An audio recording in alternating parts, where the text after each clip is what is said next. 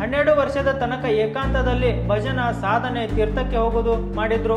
ನಂತರ ಯಾವಾಗ ಅವನು ಹೆಂಡತಿ ಕಡೆ ನೋಡ್ತಾನೋ ಅವಳ ಮನಸ್ಸಲ್ಲಿ ಏನಾಯ್ತೇನೋ ನನ್ನ ಮಗುವಿಗೆ ಅಂತ ಯೋಚನೆ ಮಾಡ್ತಾ ಇದ್ದಳು.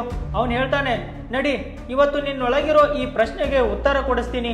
ತನ್ನ ಊರಿಗೆ ಬಂದು ಹೊರಗೆ ಕೂತ್ಕೊಂಡ್ರು. 12 ವರ್ಷ ಆಗಿತ್ತು.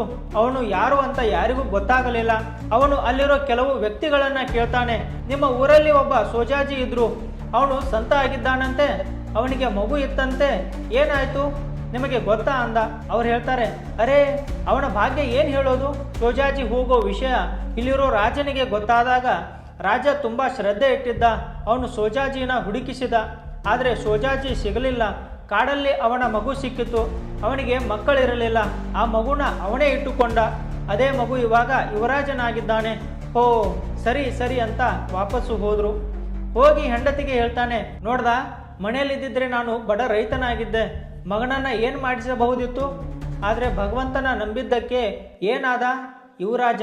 ಮುಂದೆ ಒಂದು ದಿನ ಅವನೇ ರಾಜ ಆಗ್ತಾನೆ. ಇವಾಗ ಚಿಂತೆ ಮಾಡಬೇಡ, ಭಜನ ಮಾಡು.